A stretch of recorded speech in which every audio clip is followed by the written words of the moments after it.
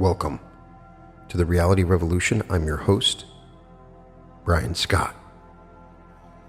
Today I want to talk about how to remote view. You can check out a meditation I created called Deep Subspace Exploration, Activating the Remote Viewer. And I gave a sort of 15-minute intro in that particular meditation on how to properly remote view. But I wanted to dedicate an entire episode on this talent and skill. It can be helpful in activating your second sight, a higher level of cognition, and connect you to the universe itself.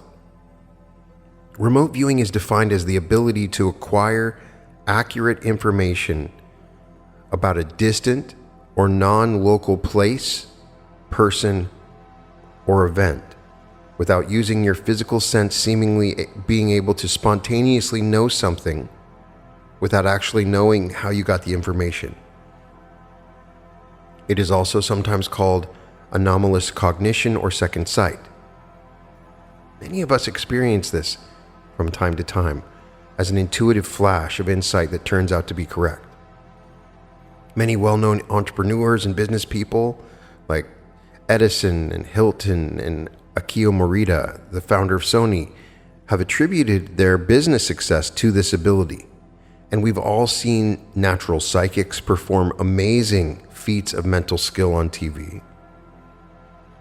The difference between natural psychic receptivity and remote viewing is that the latter is a trained skill, a controlled process that the average person can learn to do to some degree or another. There are a lot of really interesting studies on remote viewing and some amazing resources and different people that have studied remote viewing. Dean Radin is one of them. Definitely got to get him on the channel to interview him sometime. One of my favorite resources is farsight.org, and they do remote viewing sessions all the time, and they've found some really amazing information in their studies. And when you understand the way they do their remote viewing, it's sort of mind-blowing, because the people that are undergoing the remote viewing don't know anything about the subject. It's a random number string, which we'll get into in a second. But I believe that I've found the most success utilizing the techniques taught by the Farsight Institute. But there are several resources that I recommend. You can go to farsight.org. The other books that I recommend on the subject are Remote Viewing Secrets, a handbook by Joseph McGonigal. There's also Controlled Remote Viewing by Daz Smith, Boundless by Lori Lambert Williams, and a book on remote viewing by David A. Morehouse.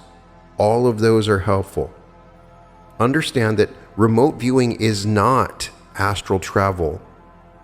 It is not an out-of-body experience. It took me a long time to understand that.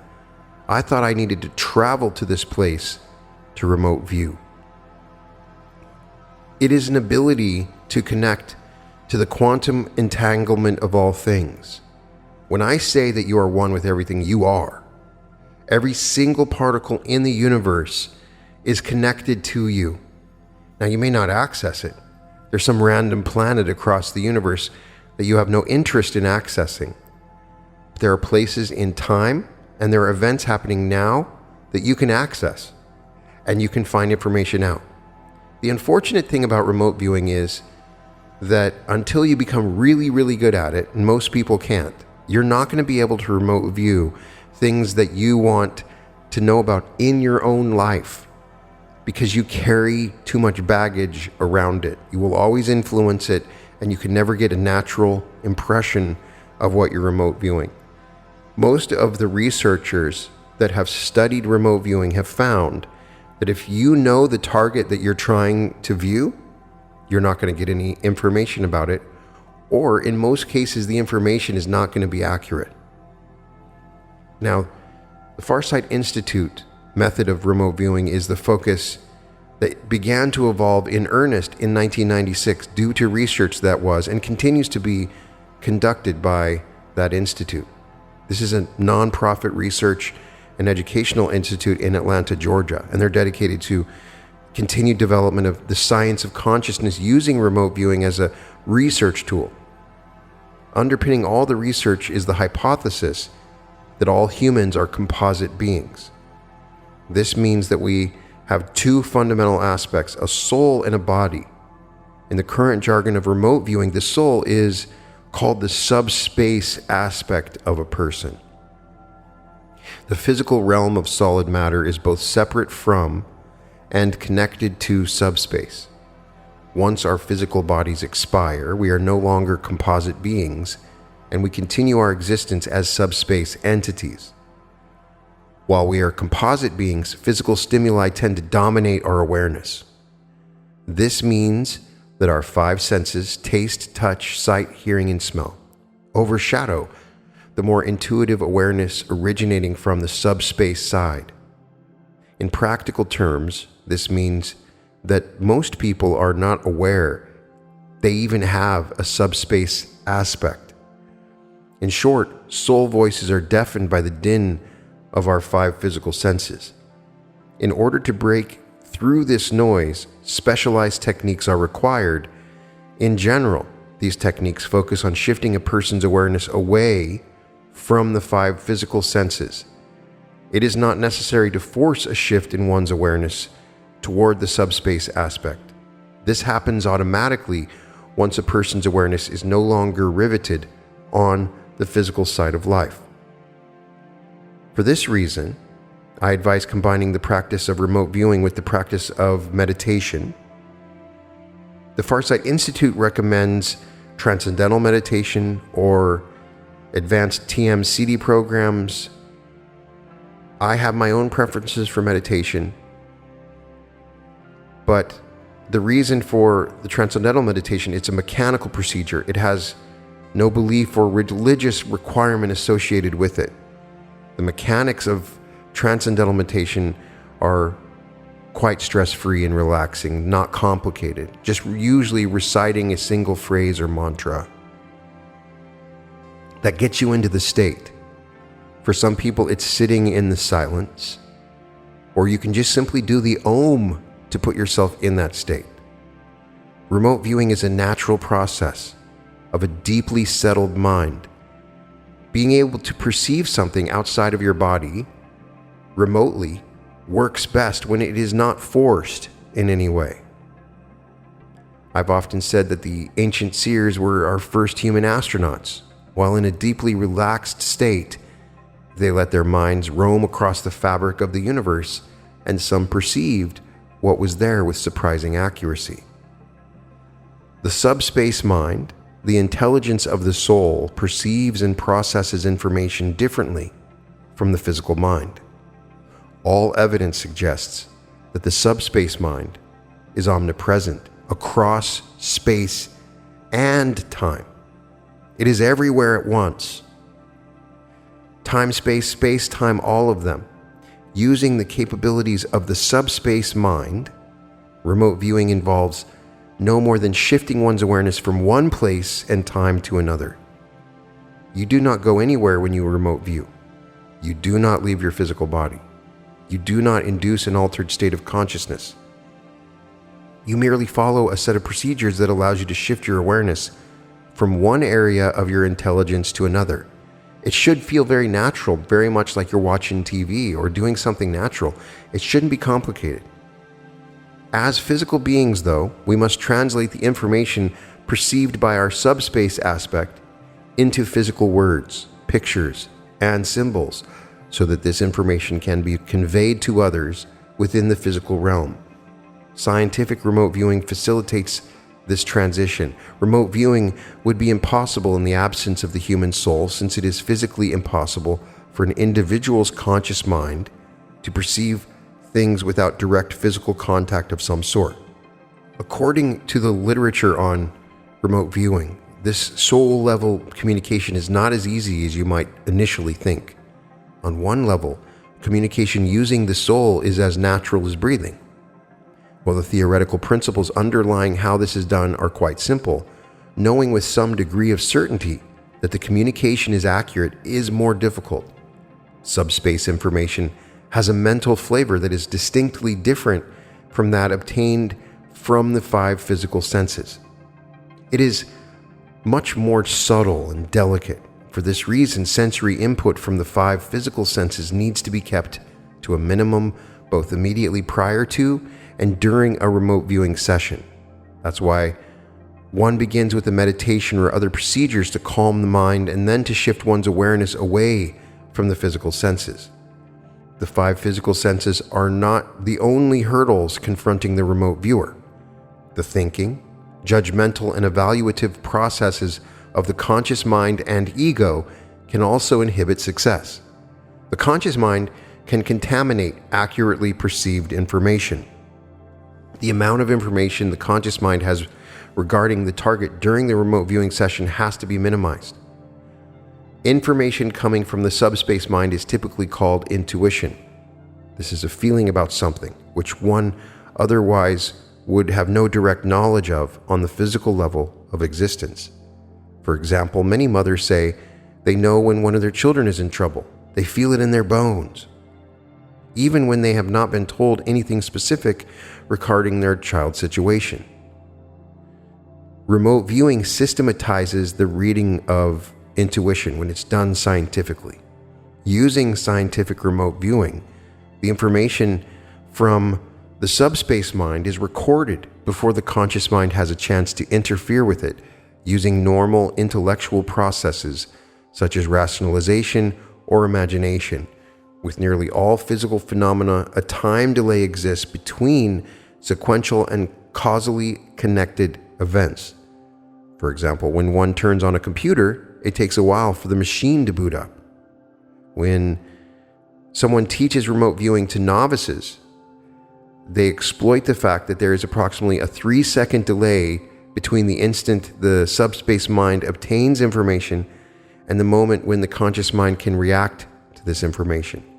The subspace mind, on the other hand, apparently has instantaneous awareness of any desired piece of information.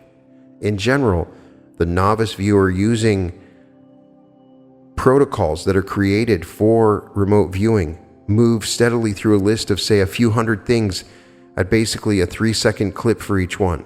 The tasks carried out in what they call the protocols are carefully designed to produce an accurate picture of much of the target by the end of the session. It is crucial to emphasize that there must be no deviation from the grammar of these protocols.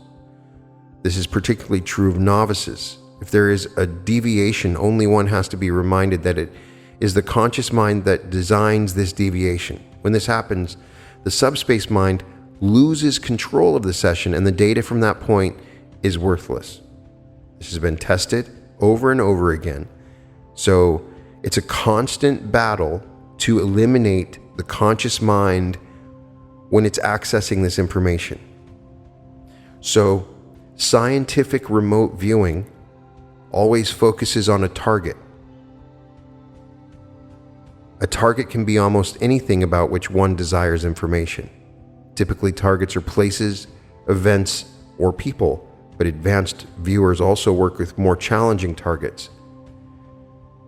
A scientific remote viewing session begins by executing a set of procedures using target coordinates. These are essentially 2 randomly generated 4-digit numbers that are assigned to the target.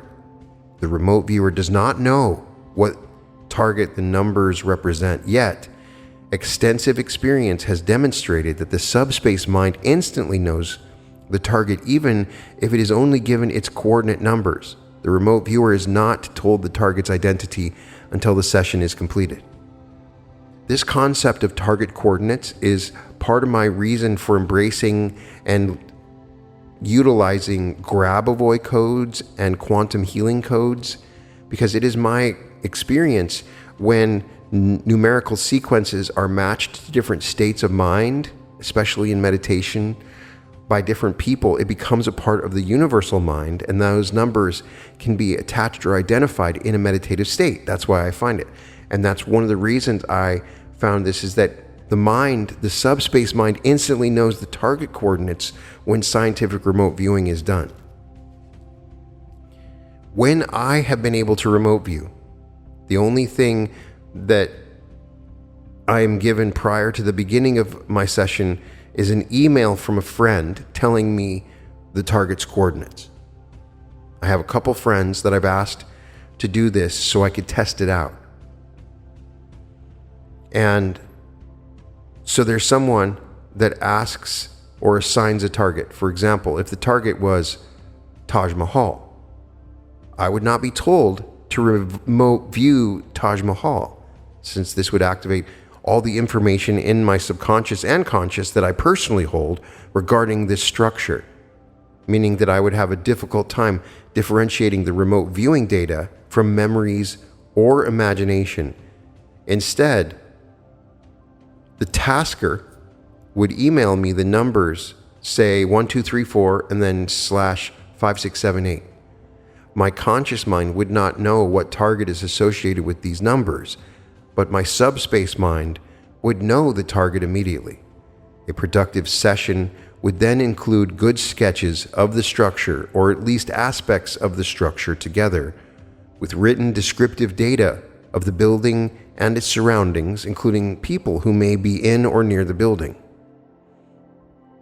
So, scientific remote viewing has 5 distinct phases which follow one after the other during any session. In each phase, the viewer is brought into either a closer or an altered association with the target. Scientific remote viewing is performed by writing on pieces of plain white paper with a pen sketches and symbols that represent aspects of the target. The viewer then probes these marks with the pen to sense any intuitive ideas. Since the subspace mind perceives all aspects at once, probing a mark is a way of focusing attention on the desired aspect.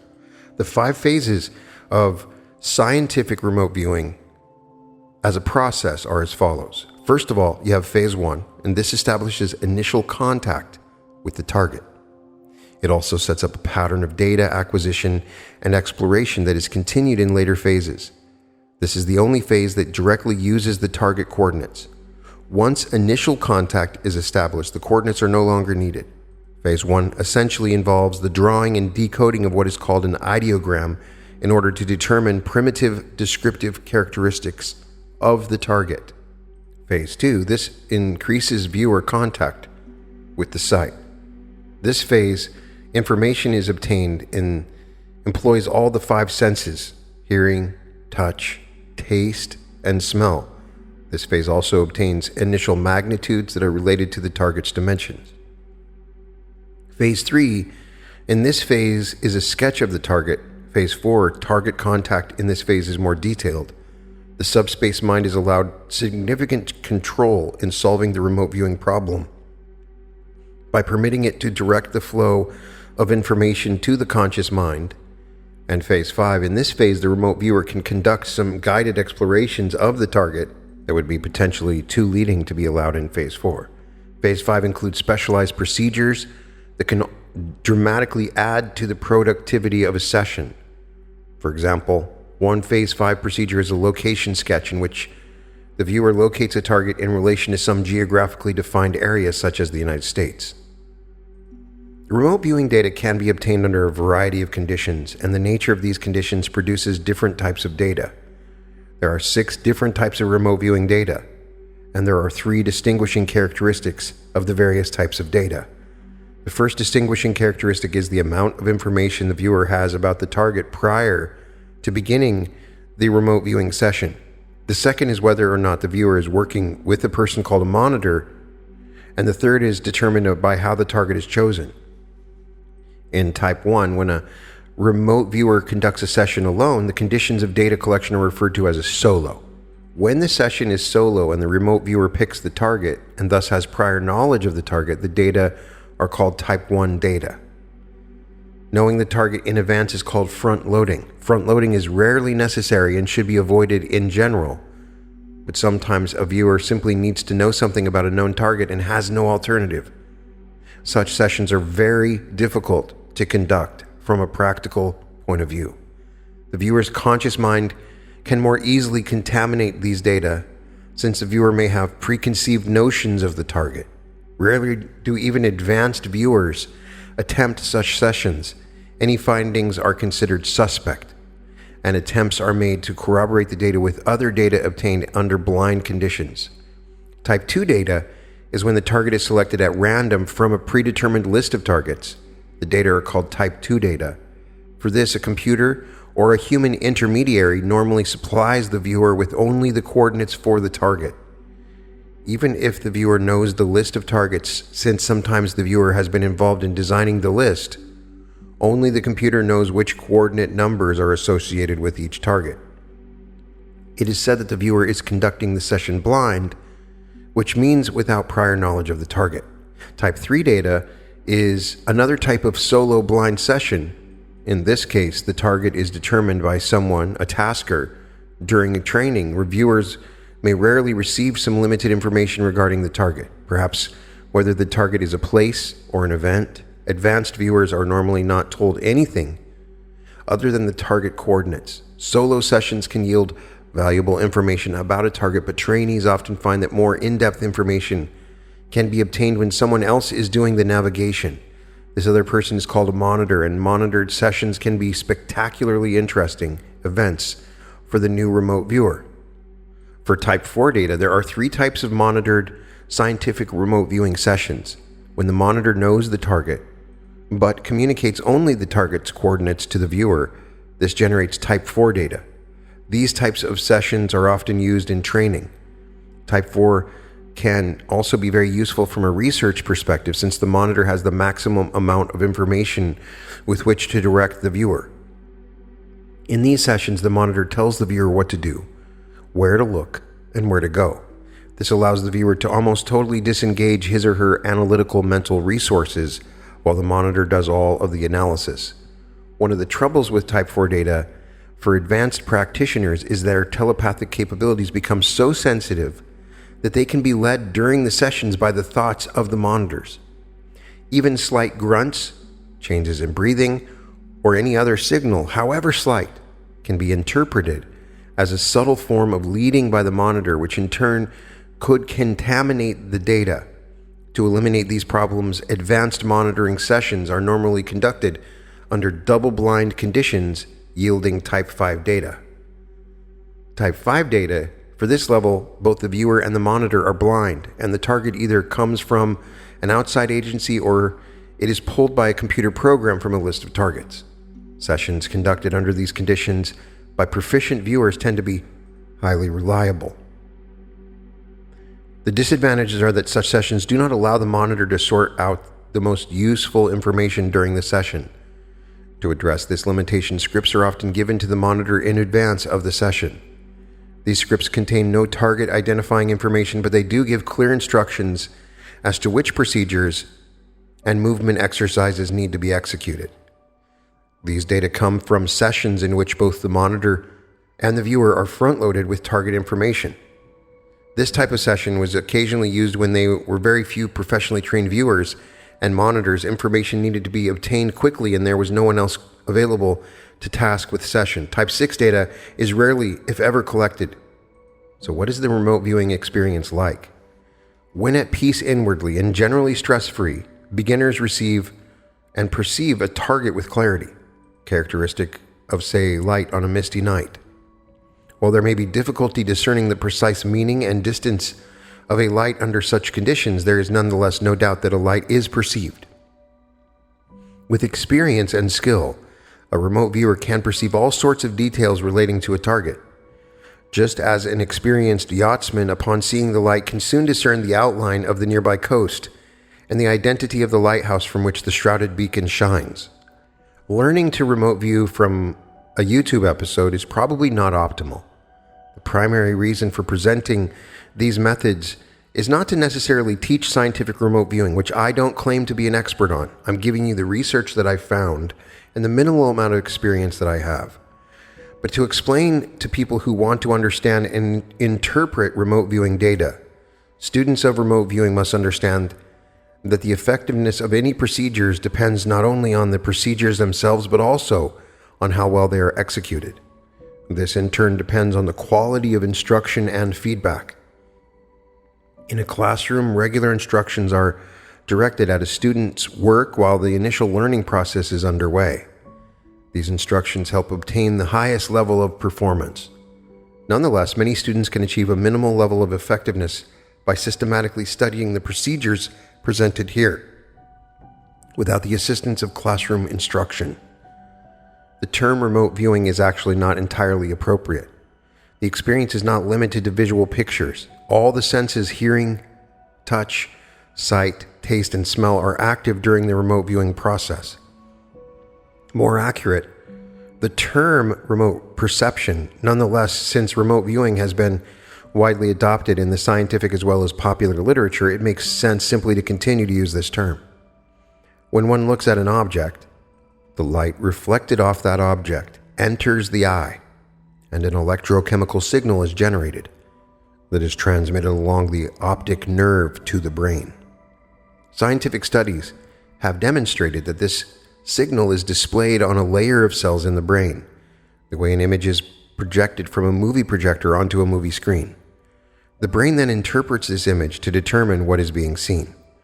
When someone remembers an object, the remembered image of the object is also projected onto that same layer of cells in the brain. If one remembers an object and visualizes it while the eyes are open and looking at something else, then the same layer of cells in the brain contains two separate projected images. The image originating from the open eyes is the brightest, whereas the remembered image is relatively dim and somewhat translucent, since one can see through the translucent image to perceive the ocular originating image. For those readers who would like to read an accessible but more in-depth treatment of the physiology of visual and remembered images, I suggest an article by Sandra Blakesley in the New York Times, August 31st, 1993, Seeing and Imagining Clues to the Workings of the Mind's Eye. When remote viewing, one also perceives an image, but it is different from the remembered image or the ocular image. The remote viewing image is dimmer, foggier, and fuzzier. Indeed, one tends to feel the image as much as one visualizes it. The human subspace mind does not transmit bright, high-resolution images to the brain, and this fact is useful in the training process for scientific remote viewing. If a student states that he or she perceives a clear image of a target, this image almost certainly originates from the viewer's imagination rather than from subspace. This does not mean that the relatively low-resolution remote viewing experience is inferior to a visual experience based on eyesight. Remember that all the five senses, plus the sense of the subspace realm, operate during the remote viewing process. Thus, it is actually possible to obtain a much higher quality collection of diverse and penetrating data. The remote viewing experience is simply different from, not superior or inferior to, physical experience of observation. A remote viewer's contact with a target can be so intimate that a new term, bilocation, is used to describe the experience. Approximately halfway through a session, the viewer often begins to feel he or she in two places at once. The rate at which data come through at this point is typically very fast, and the viewer has to record as much as possible in a relatively short period of time. Experience has shown that each viewer is attracted to certain aspects of any particular target, and not all are attracted to the same aspects. One viewer may perceive the psychological condition of people at the target location, whereas another viewer may focus in on their physical health. Yet another viewer may concentrate on the physical attributes of the local environment of the target. For example, Joseph McGonigal once assigned a target of a bombing to a group of students. One of the students was a doctor and another photographer. After the session was completed, in reviewing each student's work, the entire class perceived the bombing incident, but the doctor described the physical characteristics of the bombing victims closely, including all of their medical problems resulting from the bombing. On the other hand, the photographer session read more like a detailed analysis of the physical characteristics of the event, including an accurate description of the geographical terrain where the bombing took place. Thus, remote viewers go into a session with what they already have: their own personalities. Advanced remote viewers balance these attractions because their training is designed to extract a comprehensive collection of data. But even under the best circumstances, some level of individual focusing is inevitable for each viewer. For this reason, they use a number of advanced remote viewers for any given project.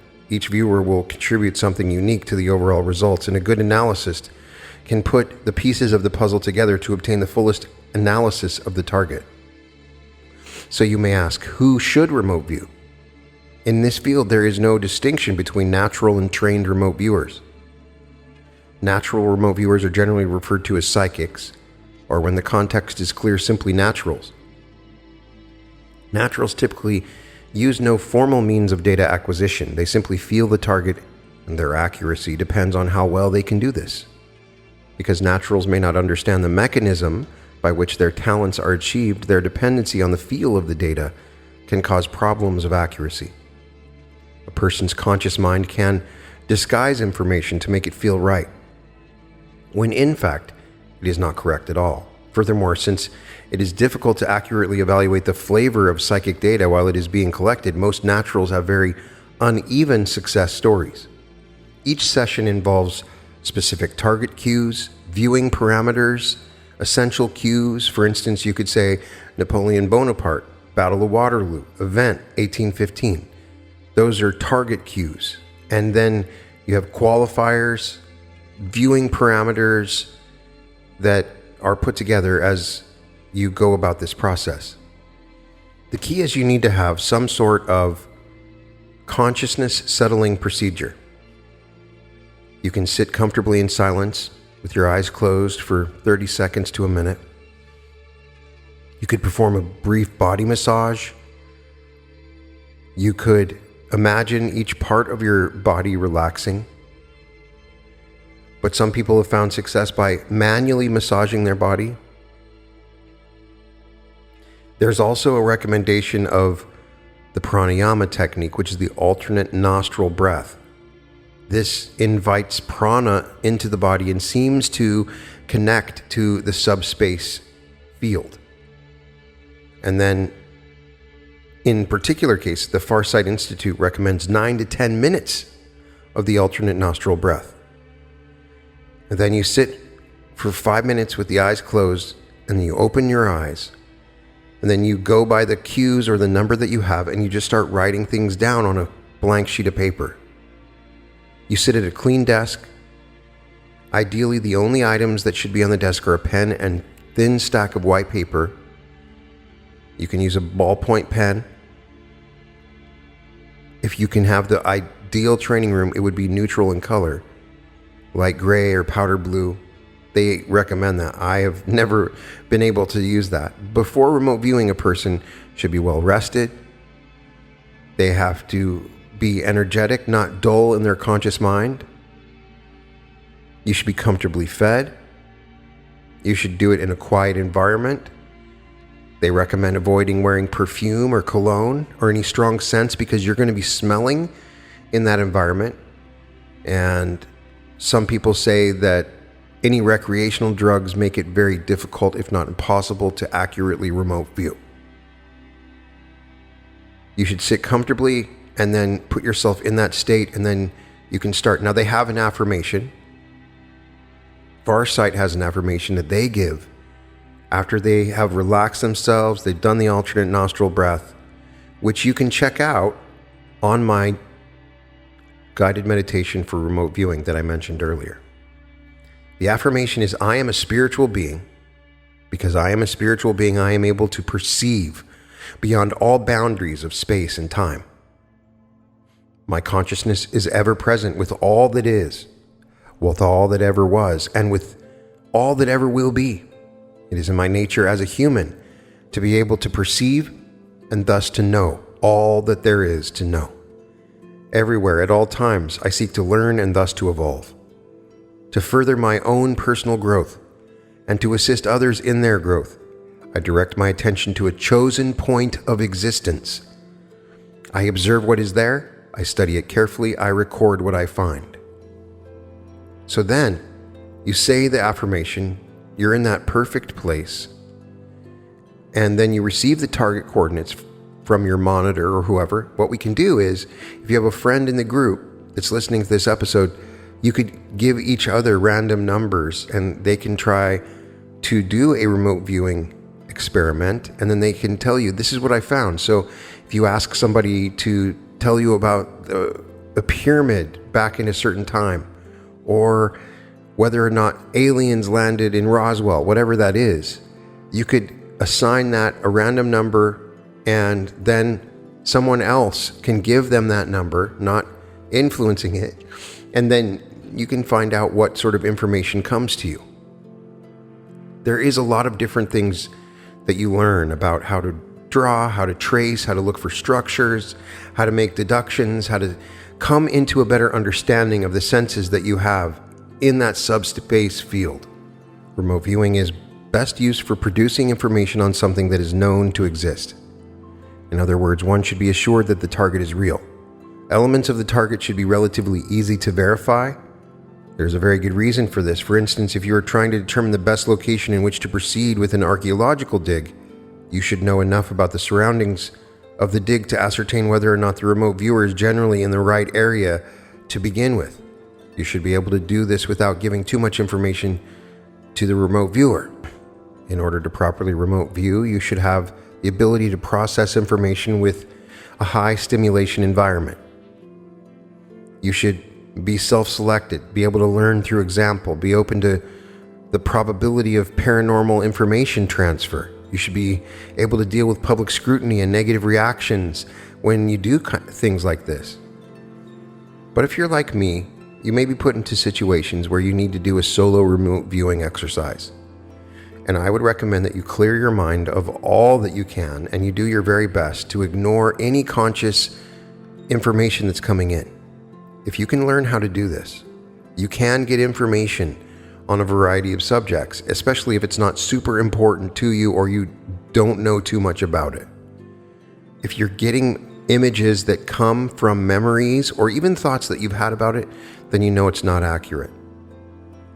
The thing I'm trying to emphasize is that this is an art, that this is a technique that you practice and learn. It requires work and exercise. The results that you will have at the beginning are probably not going to be reliable, and don't give up once you start at the beginning. Be open to reading about remote viewing exercises and make it your intention that you want to learn how to do this, how to enter into the remote viewing experience. Start to work on it. Try it solo. Have some friends send you some random strings of numbers related to different things, and watch some videos of some remote viewers going over their information. You can find it on Farsight Institute and other places. You're going to get better and better at this, and you might be able to start accessing some really powerful information about the future and the past and other elements of the universe that is super fascinating. So let me know if you have any success with this, and we can go into further detail about some of the mechanics of remote viewing if this is something that you're interested in. You can find all episodes of The Reality Revolution at therealityrevolution.com.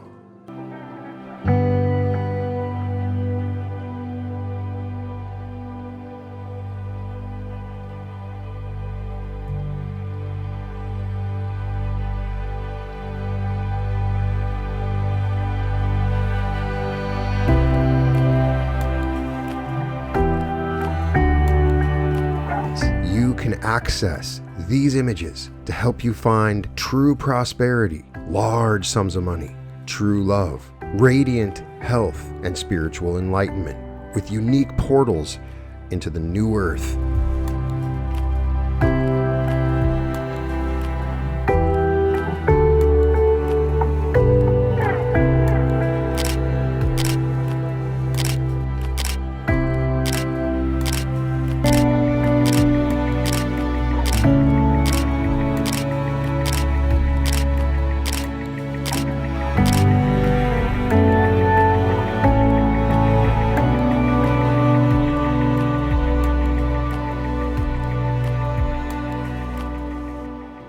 And welcome to the Reality Revolution.